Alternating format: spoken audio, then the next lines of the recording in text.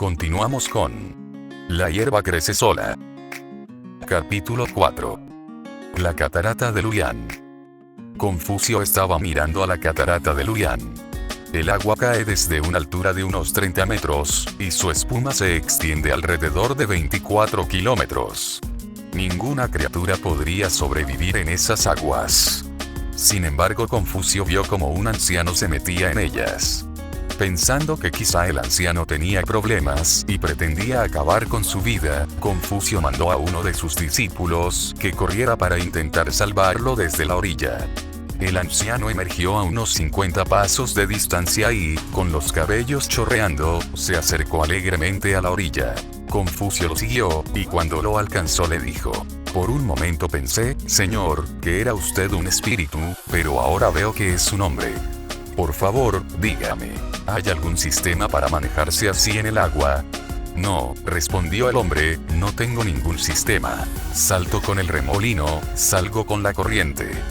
Yo me acomodo al agua, no intento que el agua se acomode a mí. Y de esta manera puedo manejarme en ella. Tú tienes 1001 problemas, e intentas resolverlos. Pero los problemas no se resuelven. No pueden resolverse, porque, en primer lugar, no hay 1001 problemas, solamente hay uno. Y si ves 1001 problemas, no serás capaz de ver el que realmente existe. Tú siempre estás viendo cosas que no existen, y, por eso, no puedes ver lo que existe. Así que lo primero que hay que entender es el problema básico, el único. Es perenne, no tuyo en particular, o mío o de cualquier otro. Es del hombre como tal. El problema nace contigo y, desgraciadamente, como le ocurre a millones de personas, morirá contigo. Si el problema muere antes de que tú mueras, te habrás iluminado. Y esa es la tarea de la religión, ayudar a disolver el problema antes de que él te mate a ti. Solo hay una forma de que el hombre no tenga ningún problema, siendo religioso. El hombre religioso no tiene problemas, porque ha resuelto el problema básico. Ha cortado la raíz. Por eso Tilopa dice: corta las raíces de la mente. No te dediques a cortar las hojas y las ramas. Hay millones, y cortándolas, no conseguirás nada, el árbol seguirá creciendo.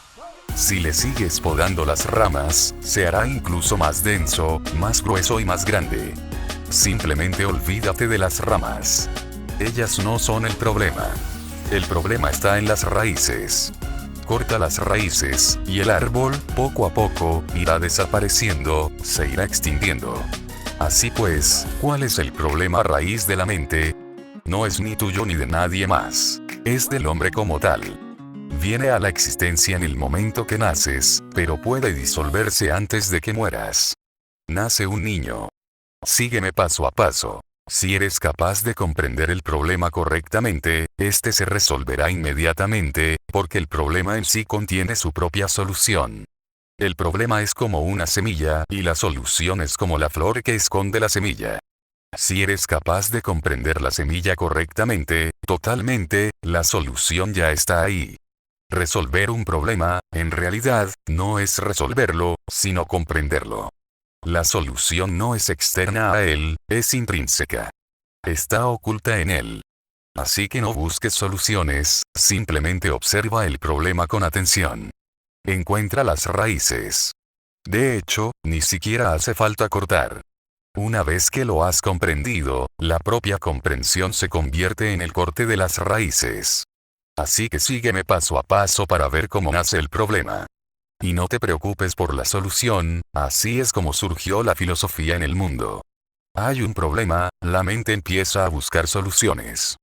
Surge la filosofía. Hay un problema, la mente intenta comprenderlo, nace la religión. Al nacer un niño está absolutamente desválido, especialmente el niño humano. No puede sobrevivir sin la ayuda de otros. Por lo tanto, lo primero es: para los animales, los árboles, las aves no existen los problemas. Ellos viven una vida no problemática. Ellos simplemente viven, sin problemas, sin ansiedad, sin úlceras, sin cáncer. Ellos simplemente viven y disfrutan y celebran el momento mientras están. No tienen ningún problema en su vida y no tienen ningún problema en su muerte. Ellos viven una existencia no problemática. Solo el niño humano nace desválido. Todos los demás, animales, árboles, aves, pueden sobrevivir sin los padres, pueden sobrevivir sin la sociedad, pueden sobrevivir sin una familia. Incluso aunque algunas veces necesiten ayuda, es muy poca, unos cuantos días, como mucho unos meses. Pero el niño humano es un ser desválido. Tiene que aprender durante años, y es ahí donde la raíz tiene que ser cerrada. Porque el desamparo crea el problema humano. El niño está desválido, depende de los demás. Pero la mente ignorante del niño interpreta esta dependencia de los demás como si él fuera el centro del universo. El niño piensa: cuando lloro, mi madre viene corriendo. Cuando tengo hambre, una simple indicación, y me dan el pecho. Cuando estoy mojado, un ligero llanto, y alguien viene a cambiarme el pañal. El niño vive como un emperador. En realidad él está absolutamente desválido y depende de los demás. Pero la mente ignorante del niño lo interpreta como si él fuera el centro del universo, como si el mundo entero existiera para él. Y el mundo entero es, por supuesto, muy pequeño al principio. La madre, y al margen el padre. Ese es el mundo entero. Y ambos aman al niño. El niño se vuelve más y más egoísta. Se siente a sí mismo como el centro de toda la existencia. Entonces se crea el ego. El ego se crea a través de la dependencia, del desamparo. En realidad, la situación es justo lo contrario, no hay razón para crear el ego. Pero el niño es absolutamente ignorante, y no es capaz de comprender la complejidad del asunto. No puede sentir que está desválido. Él siente que es el dictador. Y luego durante el resto de su vida intentará seguir siendo el dictador. Se convertirá en un Napoleón, un Alejandro, un Adolf Hitler. Tus presidentes, primeros ministros, dictadores, son pueriles. Están intentando lo mismo, quieren ser el centro de toda la existencia. El mundo debe vivir con ellos, el mundo debe morir con ellos. El mundo entero es su periferia y ellos son su significado, el propio significado de la vida está oculto en ellos. Al niño, por supuesto, naturalmente su interpretación le parece correcta, porque cuando lo mira la madre, en sus ojos ve que él es el significado de su vida. Y cuando el padre viene a casa, él siente que es el significado de la vida del padre. Esto es algo que dura 3 o 4 años, y los 4 primeros años de la vida son los más importantes. Nunca volverá a haber un momento tan potencial en la vida. Los psicólogos dicen que después de los primeros 4 años el niño está casi completo. Todos los patrones ya están fijados. Toda su vida repetirá los mismos patrones en diferentes situaciones. Pero los patrones ya están ahí, completos. A los 7 años el niño es perfecto. A partir de ahora ya no cambiará más. Ya tiene todas sus aptitudes confirmadas, su ego ya se ha establecido. Entonces sale al mundo, y encuentra problemas por todas partes, millones de problemas. Porque lleva las raíces dentro de él. Una vez fuera del círculo familiar, surgen los problemas. Porque ya nadie se preocupa por ti como lo hacía tu madre. Nadie está tan implicado en ti como lo estaba tu padre. Te encuentras con una indiferencia total. Y eso le duele al ego. Pero ahora los patrones ya están establecidos. Dañado o no, el niño no puede cambiar los patrones, se han convertido en el sello de su ser. Jugará con otros niños e intentará dominar. Irá a la escuela e intentará dominar, ser el primero de la clase, ser el hombre más importante. Y él cree que es lo más superior, pero los otros niños también creen lo mismo. Entonces surge el conflicto, los egos, la lucha, la competición. Toda la historia de la humanidad se reduce a esto. A tu alrededor hay millones de egos, igual que el tuyo, y todos están intentando controlar, maniobrar, dominar. Por medio de la riqueza, el poder, la política, el conocimiento, la fuerza, las mentiras, las apariencias, la hipocresía, incluso por medio de la religión y la moralidad. Y todos están tratando de dominar, para demostrar al mundo entero que yo soy el centro. Y esa es la raíz de todos los problemas. Por este concepto, tú siempre estás en conflicto y lucha, con unos u otros. No es que los otros sean tus enemigos, todos son como tú, están en el mismo barco. El empeño es el mismo en todos. Todos han sido educados de la misma manera. En Occidente hay cierta corriente de psicoanalistas que han propuesto que, a no ser que los niños sean criados sin su padre y su madre, en el mundo no habrá paz. Yo no estoy de acuerdo, porque entonces nunca serían criados de ninguna forma. Hay algo de verdad en su propuesta, pero es una propuesta muy peligrosa. Porque si los niños son criados en guarderías sin padres ni madres, sin ningún amor, con indiferencia total, puede que no tengan problemas de ego, pero tendrán otros problemas, igualmente peligrosos, incluso más. Si un niño es criado en total indiferencia, no tendrá un centro en él. Será una mezcolanza de ser torpe, sin saber quién es. No tendrá ninguna identidad. Siempre estará asustado, acobardado, no será capaz de dar ni un solo paso sin miedo, porque nadie lo ha amado. Por supuesto, el ego no estará ahí, pero, sin ego, no tendrá centro. No llegará a ser un Buda. Será simplemente un ser aburrido, inferior, estúpido y siempre con miedo. El amor es necesario para hacer que te sientas valiente, aceptado, para hacerte sentir que alguien te ama, que no eres inútil, que no eres algo que se puede abandonar en el trastero. Si los niños fueran criados en dicha situación, con carencia de amor, no tendrían egos, eso es cierto.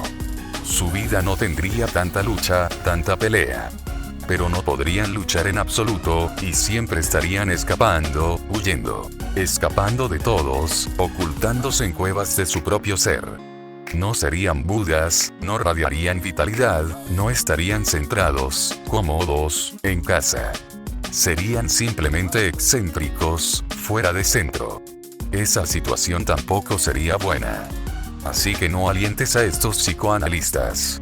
Crearían robots, no seres humanos. Los robots, por supuesto, no tienen problemas. Podrían crear seres humanos como animales. Habría menos ansiedad, menos úlceras, menos cáncer. Pero eso no merece la pena. Entonces no podrías crecer a cotas más altas de conciencia. Caerías hacia abajo. Sería una regresión. Por supuesto, si te convirtieras en un animal, habría menos angustia, porque habría menos conciencia. Y si te convirtieras en una piedra, una roca, no habría ansiedad en absoluto, porque dentro no habría ansiedad en absoluto, porque dentro no habría nadie que se sintiera ansioso, que se sintiera angustiado. Pero eso no merece la pena. Uno tiene que tender a ser como Dios, no como roca. Y la palabra Dios significa tener conciencia absoluta y, sin embargo, no tener preocupaciones, ansiedades, problemas, disfrutar de la vida como los pájaros, y tener una conciencia que sea absolutamente perfecta, para celebrar como los pájaros, para cantar como los pájaros. No por regresión, sino creciendo hasta el óptimo de la conciencia. El niño acumula ego. Es natural, no se puede hacer nada acerca de ello, lo acepto. Solo que luego no hace falta llevarlo a cuestas. El ego es necesario al principio para que el niño se sienta aceptado, amado, bienvenido, para que se sienta como un invitado. El padre, la madre, la familia, el ambiente cálido, le ayudan a crecer fuerte, con raíces, con base. Es necesario, el ego le da cierta protección. Es bueno. Es como la cáscara de una semilla. Pero la cáscara no se puede convertir en el elemento supremo, porque de ser así la semilla morirá. La protección puede llegar a ser excesiva, entonces se convierte en una prisión. La protección tiene que quedarse en protección, y cuando la cáscara, la dura cáscara de la semilla le llegue el momento de morir en la tierra, debe morir naturalmente para que la semilla pueda germinar y pueda nacer vida. El ego no es más que una cáscara protectora. El niño lo necesita porque está desválido. El niño lo necesita porque es débil. El niño lo necesita porque es vulnerable y hay millones de fuerzas a su alrededor. Necesita una protección, un hogar, una base. El mundo entero puede ser indiferente, pero él siempre podrá mirar al hogar, de allí puede recibir importancia. Pero con la importancia viene el ego. El niño se vuelve egoísta. Y con este ego surgen todos los problemas, los 1001 problemas. Este ego no te permitirá enamorarte y hará que surjan miles de problemas en tu vida. A este ego le gustaría que todo el mundo se rindiera a ti. Este ego no te permitirá rendirte a nadie. Y el amor ocurre solo cuando te rindes. Obligar a alguien a rendirse no es amor, es odio, destrucción. Y si no hay amor, tu vida no tendrá calidez, no tendrá poesía. Puede ser pura prosa, matemática, lógica, racionalidad. Pero ¿cómo puede uno vivir sin poesía? La prosa está bien, es útil, necesaria, pero nunca podrá ser vida porque no puede ser una celebración, no puede ser festiva. Y cuando la vida no es festiva, es aburrimiento. La poesía es necesaria, pero para que haya poesía tienes que rendirte. Tienes que deshacerte de este ego.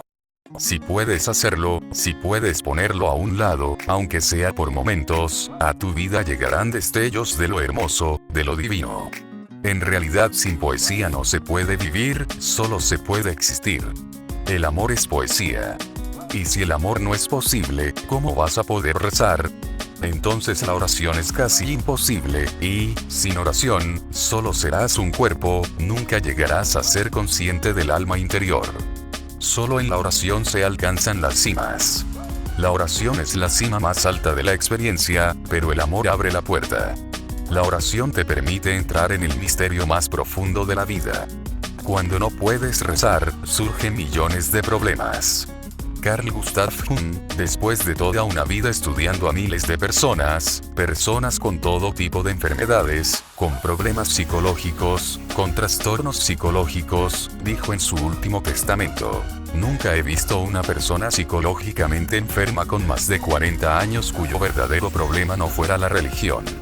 Con más de 40 años es similar a lo que les pasa a los chicos y chicas que a los 14 años tienen que hacer frente al sexo, y surgen problemas. Y si los afrontas incorrectamente, esos problemas continuarán, seguirán flotando a tu alrededor. Al igual que el sexo madura a los 14 años, también a los 42 se abre una nueva dimensión. Porque cada 7 años el ser va a través de cambios biológicos, psicológicos y espirituales. Cada 7 años. La infancia acaba a los 7 años, a los 14 se acaba la adolescencia, a los 21 hay cambios. Cada 7 años. Hay un ritmo en la vida. A los 42 surge una nueva dimensión, la dimensión de la oración, la dimensión religiosa. Y, si no puedes afrontarlo correctamente, si no sabes qué hacer, te pondrás enfermo, perderás la tranquilidad, te sentirás inquieto. Si a los 14 años no puedes amar, a los 42 no podrás rezar. Ya has fallado, y todo el crecimiento es una continuidad. Si fallas en un paso, pierde continuidad. El niño acumula ego. No puede amar, no puede sentirse cómodo con nadie. El ego está constantemente en lucha. Puede que tú estés sentado en silencio, pero el ego está constantemente en lucha, atento, pensando cómo dominar, cómo convertirse en un dictador, cómo convertirse en la persona más del mundo. Y eso crea problemas en todos los campos. En la amistad, en el sexo, en la oración, en el amor, en la sociedad, tú estás en conflicto en todos los campos. Estás en conflicto incluso con tus padres que te han dado el ego. Es raro que un hijo perdone a su padre. Es raro que una mujer perdone a su madre. Muy raro. En la sala en la que Gurdjieff solía recibir a la gente había una frase escrita. Es increíble que un hombre como Gurdjieff escribiera una frase tan simple en la pared. La frase era esta: si todavía no te has reconciliado con tu padre y tu madre, vete. Yo no puedo ayudarte. ¿Por qué? Porque ahí es donde surgió el problema y ahí es donde tiene que ser resuelto. Por eso todas las antiguas tradiciones orientales dicen que debes amar a tu padre, respetar a tu padre tanto como sea posible, porque ahí es donde surge el ego, ese es su suelo. Resuélvelo ahí, porque si no te seguirá a todas partes. Ahora los psicoanalistas también se han tropezado con ese hecho. Lo único que hace el psicoanálisis es llevarte a los problemas que existen entre tus padres y tú e intentar resolverlos de alguna manera. Si puedes resolver el conflicto con tus padres, también desaparecerán muchos otros conflictos, porque su raíz está en el conflicto básico. Por ejemplo, un hombre que no se lleva bien con su padre no puede creer en Dios, porque Dios es una figura paterna. Un padre del todo. Un hombre que no se lleva bien con su padre no puede llevarse bien con su jefe en el trabajo. Nunca, porque es una figura paterna. Un hombre que no se lleva bien con su padre no puede llevarse bien con su maestro o gurú, porque es una figura paterna. Ese pequeño conflicto con tus padres se refleja constantemente en todas tus relaciones. Si no te llevas bien con tu madre, no puedes llevarte bien con tu esposa, porque ella será el estereotipo de la mujer. Y por lo tanto no puedes llevarte bien con las mujeres como tal, porque tu madre es la primera mujer, ella es el primer modelo de mujer. Si odias a tu madre, si tienes algún conflicto en tu mente, si no puedes estar con tu madre por mucho tiempo, si te sientes aburrido y te quieres marchar, no te llevarás bien con ninguna mujer en el mundo. Porque donde haya una mujer, ahí estará tu madre, es una relación sutil que sigue estando ahí. En India, en tiempos antiguos, en tiempos de los Upanishads, cuando una pareja se casaba visitaba a un hombre iluminado, este los bendecía diciendo que serían padres de 10 hijos. Y la mujer le decía, recuerda que, hasta que tu marido no se convierta en tu 11º hijo, el matrimonio no será completo. ¿Por qué? Porque tenía que convertirse el marido en el 11º hijo para que el matrimonio estuviera completo. Por la siguiente razón. Si el hombre se ha reconciliado con su madre, finalmente volverá a encontrar a su madre, su esposa. El hombre siempre es un niño, y la mujer es madre por naturaleza. Así que el último florecimiento de una mujer es convertirse en la madre del todo. Por eso yo llamo a mis sanyasins mujeres madres. Y la cima suprema de un hombre es ser como un niño, volver a ser inocente como un niño, entonces el mundo entero y la existencia se convierten en la madre. Esa es la potencialidad intrínseca. Pero uno tiene que reconciliarse con el padre y la madre. El ego nace allí, así que tiene que ser abordado allí. Porque si no seguirás cortando ramas y hojas y las raíces quedarán intactas. Si te las has reconciliado con tu padre y tu madre, has madurado. Entonces no hay ego. Entonces comprendes que estabas desválido, comprendes que eras dependiente, que no eras el centro del mundo. De hecho, eras completamente dependiente. No hubieras podido sobrevivir. Cuando comprendes esto, el ego poco a poco se va desvaneciendo, y, como ya no estás en conflicto con la vida, te vuelves suelto y natural, te relajas. Entonces flotas. Entonces el mundo no está lleno de enemigos, es una familia, una unidad orgánica. Y el mundo no está en tu contra, puedes fluir con él. Ese es el significado de esta pequeña parábola. Esta es una parábola utilizada por las gentes del Zen y del Tao, pero antes de que entremos en ella debo decirte unas cuantas cosas. Las gentes del Zen y del Tao siempre se han burlado de Confucio. De hecho, esto es una burla. Porque Confucio, para ellos, es el pináculo de la mente legal. Confucio es el ego por excelencia. Sutil, educado, culto. Toda la filosofía de Confucio es para educar el ego de tal manera que puedas mantenerlo sin tener que estar en conflicto con los demás. Eso es un hombre culto. El hombre culto no es humilde, nunca. El hombre culto es un egoísta sutil. Es muy astuto, muy listo. Él no mostrará su ego en ninguna relación, lo ocultará, e intentará parecer humilde. Sonreirá y se inclinará, aunque no sea más que diplomacia. Según Confucio, para vivir en el mundo hay que coexistir con otros egos, y hay que ser muy inteligente respecto a cómo comportarte, porque si no se crean situaciones difíciles innecesariamente. Así que Confucio estableció 3300 normas acerca de cómo debe comportarse un hombre. Estableció normas para cada cosa. Cómo debe vestirse uno. Intenta comprender la diferencia entre las mentes del Tao y el Zen y las de los seguidores de Confucio. Porque es una diferencia que ha existido en todo el mundo. Es la diferencia entre el moralista y el hombre religioso. Se trata de una diferencia muy sutil. El moralista intenta ser humilde. El hombre religioso es humilde. El moralista muestra humildad por todas partes. Es una pose, es un gesto, algo estudiado. Una persona religiosa simplemente es humilde, no es una pose. Al descubrir que el ego es un sinsentido, al descubrir que el ego no tiene base para existir, al descubrir que el ego no es más que un sueño infantil concebido erróneamente por ignorancia, el hombre religioso simplemente lo abandona. Al no encontrar base para el ego se evapora. No es que se vuelva humilde, no, simplemente abandona el ego. ¿Cómo se va a volver humilde si no tiene ego? Solo el ego se puede volver humilde, así que ¿quién se va a volver humilde? Él simplemente se da cuenta de que no existe, de que solo es una parte de este vasto universo orgánico.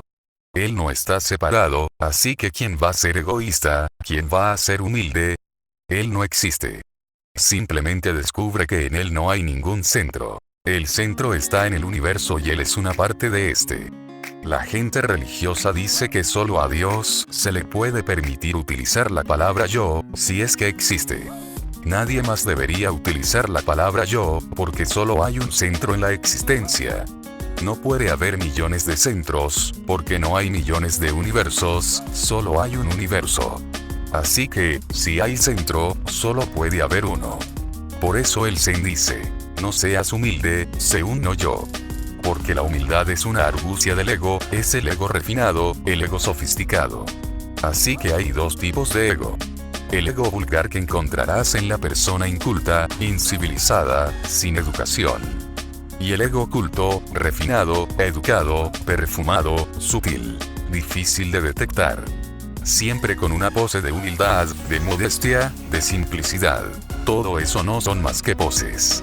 Confucio es el estereotipo del hombre civilizado, él cree en la civilización, y dice que hay que seguir las normas, que hay que imponer una disciplina estricta, porque la vida es una lucha. No hay que provocar a nadie innecesariamente. Conserva tu energía, porque la necesitarás en alguna pelea. Así que no vayas peleándote con todo el mundo, porque no es necesario. Conserva la energía para cuando realmente sea necesario luchar, además esa lucha debe ser muy culta y educada. Cómo sentarse, cómo levantarse, cómo moverse, cómo comportarse. Confucio tiene normas para todo, porque hay millones de egos, y, si quieres alcanzar la meta, no hace falta que entres en conflicto con todos y cada uno. Simplemente pasa de una manera tan humilde que nadie te moleste. Así que esta humildad es diplomacia. Es una humildad política, no religiosa. Confucio no es para nada un hombre religioso. Por Confucio, China pudo caer en las garras del comunismo, porque Confucio se mantuvo como la corriente principal en China. Mucha gente me pregunta que cómo es posible que un país tan religioso como China cayera en las garras del comunismo, una filosofía absolutamente materialista. No fue por casualidad. Buda entró en China con sus enseñanzas. Lao Tse vivió allí. Chuang Tse vivió allí. Pero ellos nunca llegaron a convertirse en la corriente principal. Confucio se mantuvo como la corriente principal, y Confucio y Marx son compañeros de viaje, así que no hay problema. Es difícil que India se vuelva comunista.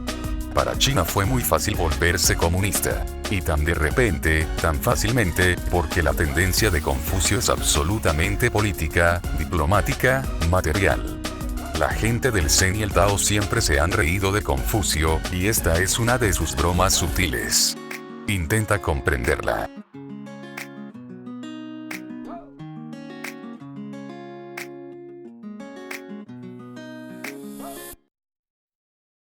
Video creado por Vive Despierto.